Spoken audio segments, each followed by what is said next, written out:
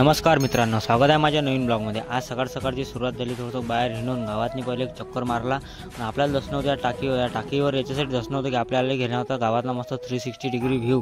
मग या टाकीवर दसलोत खरी, पण पहा किती गुच्छ आहे टाकी। मग मी चालू केला 360 व्ह्यू घ्यायला सुरुवात। पहा किती सुपर दिसते आमचं गाव वरतून।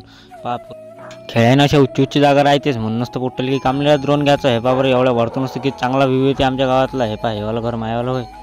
तेवढ्या बदला आपल्याला आपला मित्र चालू म्हणे वावरात चाललो म्हणे, पण यानं तुम्हाला मनातच दिलं बा उतरून। मग मी पैदलच गेलो वावरात नाही। वावरात जाऊन पाहिलं काय पंप फसतच जाय वावरात नाही। वावरात आपलं यावर्षी सोयाबीन चांगला जमलं होतं, पण थोडीशी जैली होती। सोयाबीनला फुलं बिन लागले होते, पण हे आयाने सोयाबीनचे पानं किती कतरले होते। लवकर फवारा मारा लागते। मग मी दुकानात चहा बिन आपला डब्बा घेऊन निघालो सरळ दुकानात जायसाठी।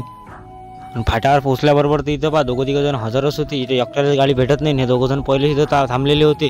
कसा बसा मी याच्या पुढं जाऊन बा एक गाडी थांबून पोहोचलो दुकानात शटर गिटर उघडून दुकानात जाऊन पूजा करून मी बसलो। थोडसा दुपारचे गिराईक आले ते यायले 4-5 पैप देऊन आणि पैपासोबत सामान देऊन यायला गेलं। मग मी रवाना आणि याच्यावरचे पैसे घेऊन आणि आपल्या गल्ल्यात टाकून मी चाललो गेलो घरी, कारण की आज आपल्याकडे भजन होतं। पहा भजनातून सगळे पोट आलेले होते। आजच्यासाठी एवढंच, भेटू उद्या नवीन ब्लॉग सोबत। तत्पर्यंत फॉलो करून राहा आपल्याला।